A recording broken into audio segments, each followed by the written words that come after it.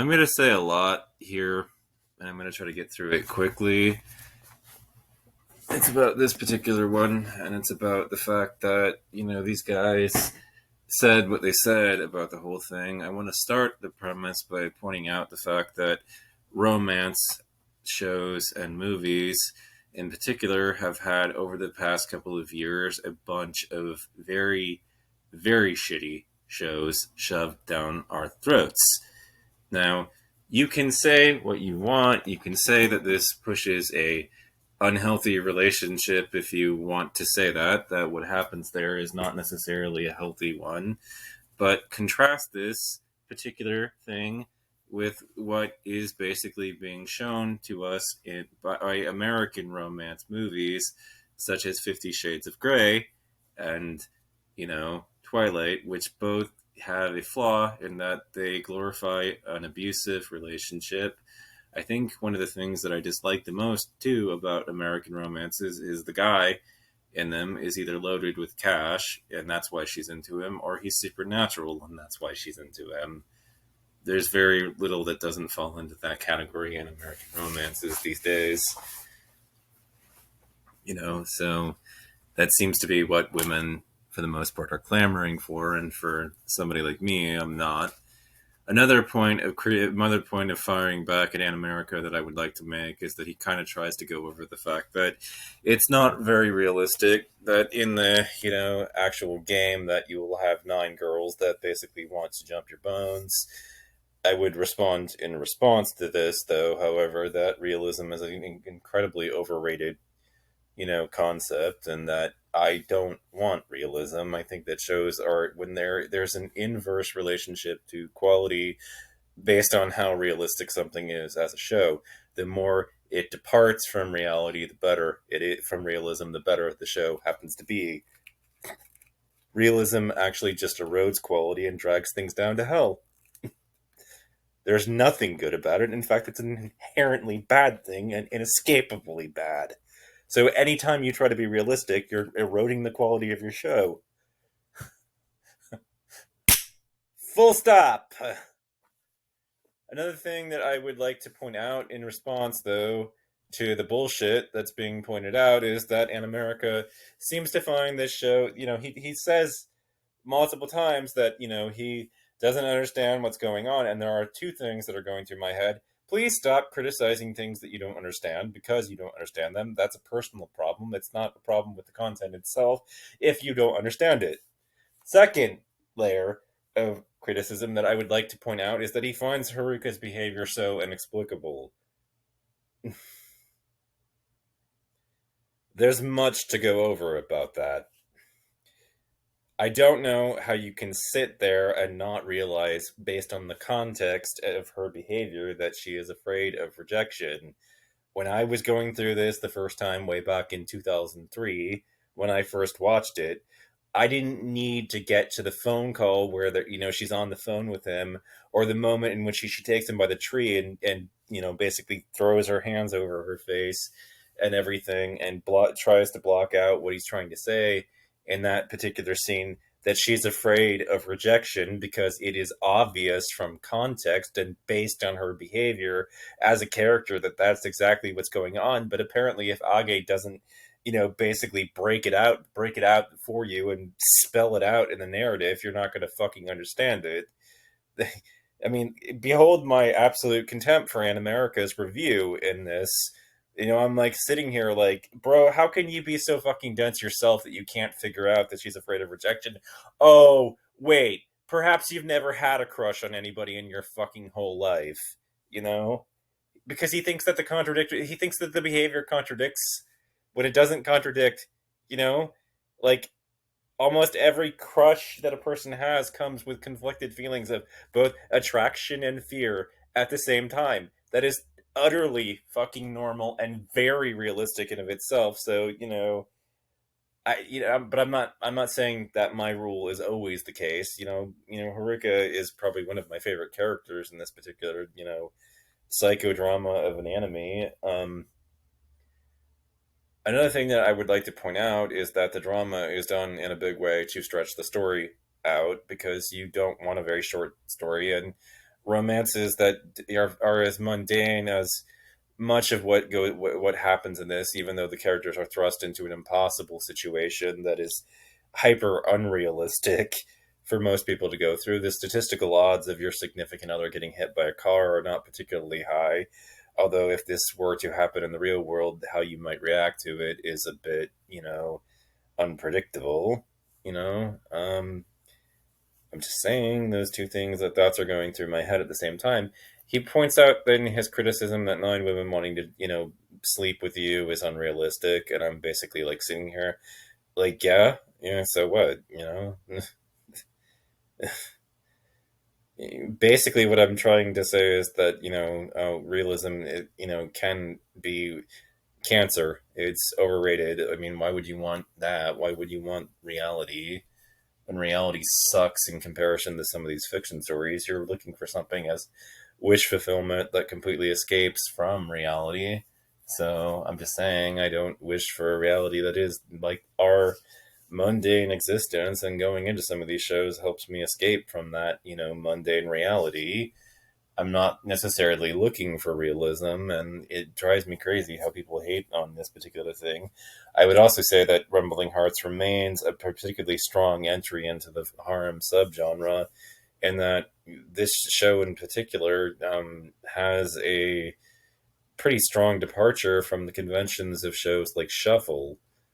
It goes into much more emotionally intense and dark territory, and when it as it's going through it, it evokes emotions that are much more intense. I like the intensity of the experience. It's part The extremity of the way those things feel is part of what makes me enjoy the experience so much. The fact that Rumbling Hearts tends to be more of a romantic drama than comedy is part of why I love it. He says that it's a cavalcade of depression, and I'm like, I had to learn how to enjoy pain when I was growing up, so I love the way that this show in particular hurts. It doesn't bother me that it's a cavalcade of depression. Um, there's much else to say. He uses autism as a slur multiple times over the lifespan of his show, as if autism is supposed to be a grave insult, which I found to be that's all that I have to say about that. Fuck you, neurotypical slime.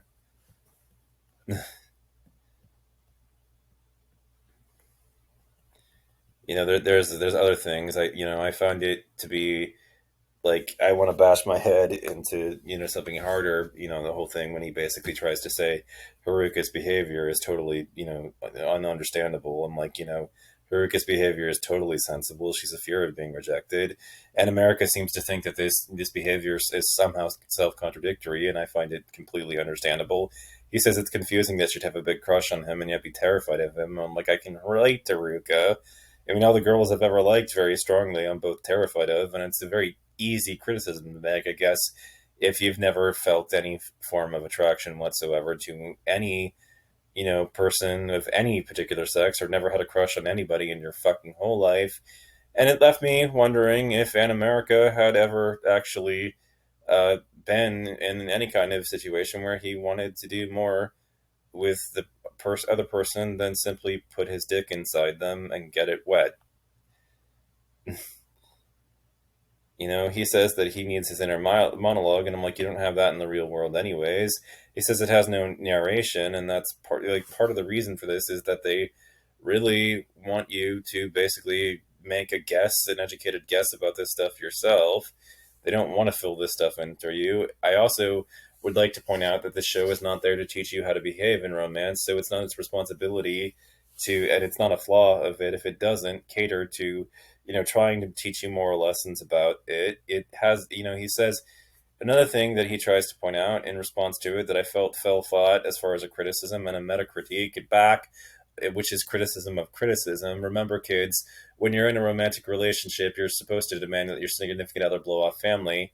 That's what he says as a reaction to it. I'm like, the situation specifically in Kimi ga Nozumu In, otherwise known in America as Rumbling Hearts, and some of the first episodes where Haruka basically insinuates that Akane always takes her to horror movies and wants Tateyuki and is dropping hints that she wants Tateyuki to ask her out. This is not. First of all, this particular incident is not trying to say anything about real life romance and expected behavior about real life romance. It's literally just as a one off.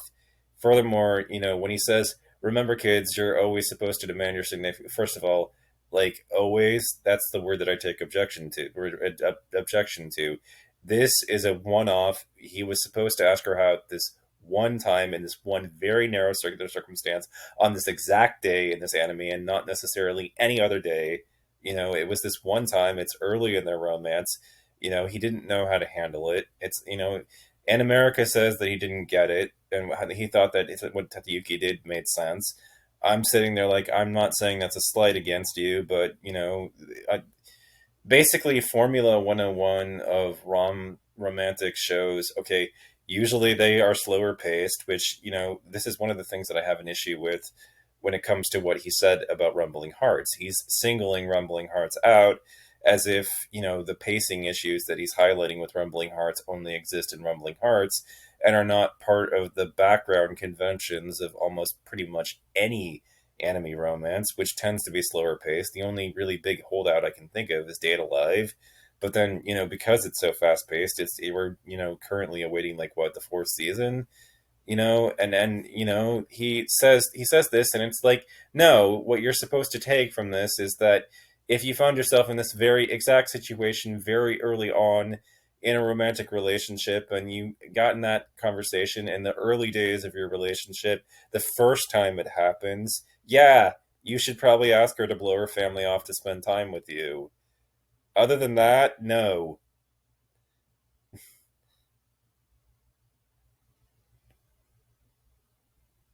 If you're just trying to establish that you're genuinely into the person since they're so into you, that would be one thing to do, to be considerate of their feelings the first time it happens and it comes up. That not genius level shit that we're not talking about every goddamn time. But again, this show is not there to teach you how to behave in romance, so it's not its responsibility to be a fucking role model. You know, I'm finding myself though. I find myself, feeling that his criticism is very dumb because he needs it broken down to him and explained to him that, that Haruka is afraid of being rejected, and I'm kind of sitting here like, I'm so pissed off. I'm so frustrated with what he basically tries to say about the whole thing, because my frustration in all of it is just that he would probably say that you've seen the whole show and so you have the benefit of hindsight. I'm talking about it just going into it raw. I wouldn't have known. And I'm like, no, I was able to figure this out from context clues before, we got to the phone call and any of that stuff. I knew exactly what she was afraid of. And you know how I know that?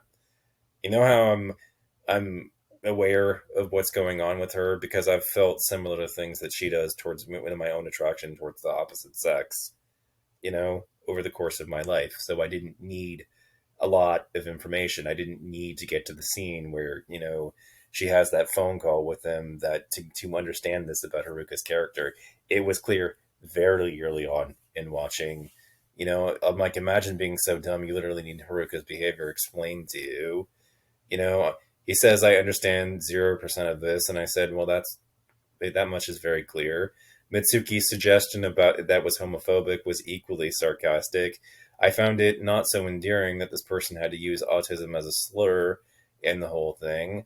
I didn't think Age would have to go into it to explain to viewers in black and white that Haruka was afraid of being rejected, but apparently, we have to do that for people that are as slow as Animericaa, If your male protag was not, and the story was not dense, the story would be over very quickly.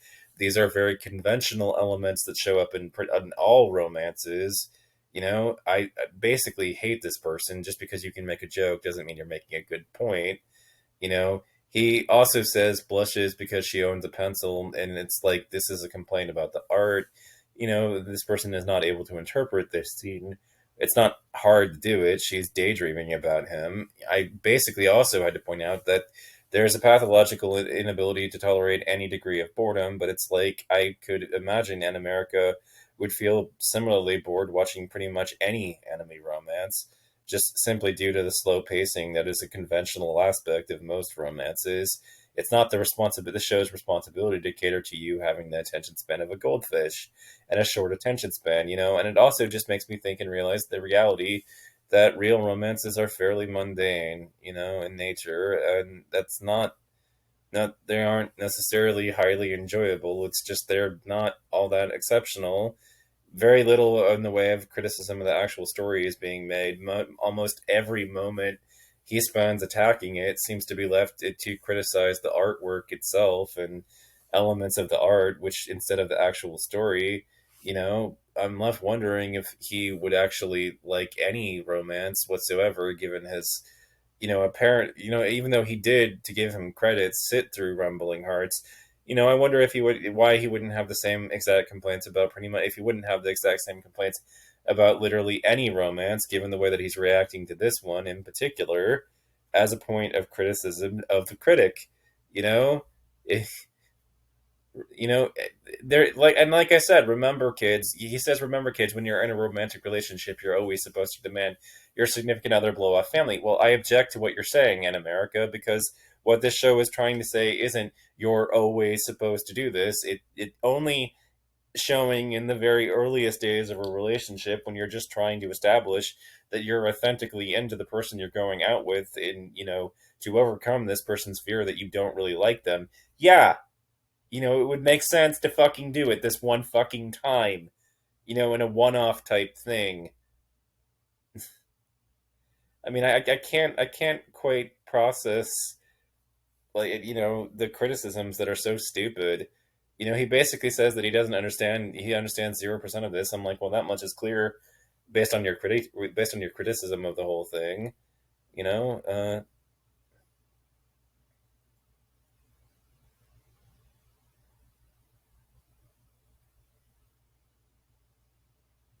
it's very very clear from the context of the whole of what you're basically saying and your attacks on this particular show.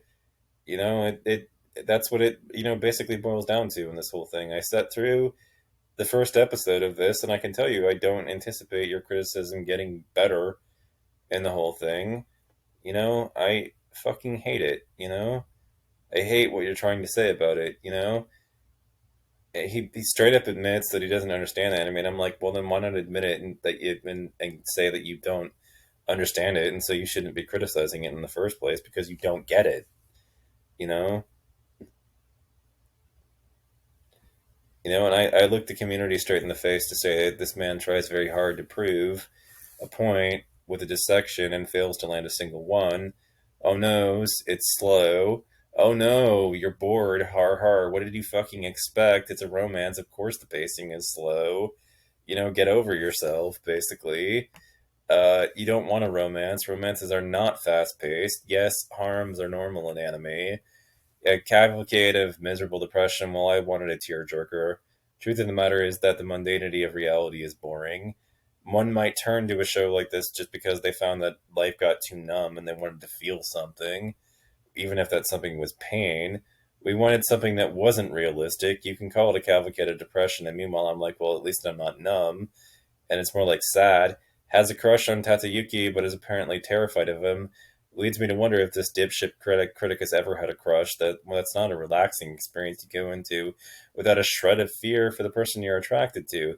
They tend to be wedded together in a state of mixed emotion, where you're afraid of rejection by that person and attracted to them at the same time. But I guess it's an easy criticism to make if you've never had a crush in your whole fucking life, which is what I now suspect these people of. You shouldn't need the enemy to expressly spell out for you the fear of rejection, you miserable man cunt.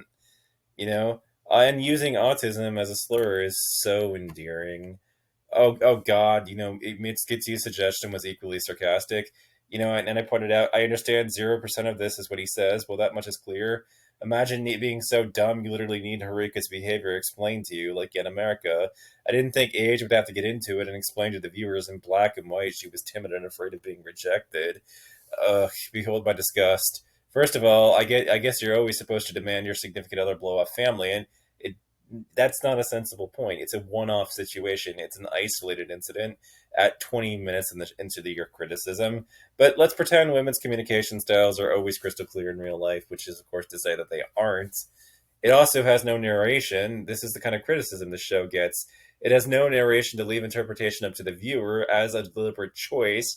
They wanted to place that burden on you, one in which I'm afraid to say you didn't do a very good job of. Well, that might have been nice, but if we did have his inner monologue, but you didn't get it, which is just like real life. The show is not there to teach you how to behave in romance, so it's not its responsibility to be a good role model either. You know, it just isn't. I object, and like I said, I object to that always. The situation is just one incident. He's not. It's not trying to say this is how you're supposed to behave in everyone. Further, I must insist that romances are always reliably pair the girl off with a dense male who has difficulty understanding the girl that she wants him to and what she wants him to do and want out of him. Because that's how you do these shows. And they do this as a strategic choice to create drama and slow the pacing of the story down, which with a 14 episode romance would have needed, like, I don't know, 6 episodes without Tazuyuki's density. Further, realism is overrated. He calls it a soap opera, so, like, yeah, sure, I like it.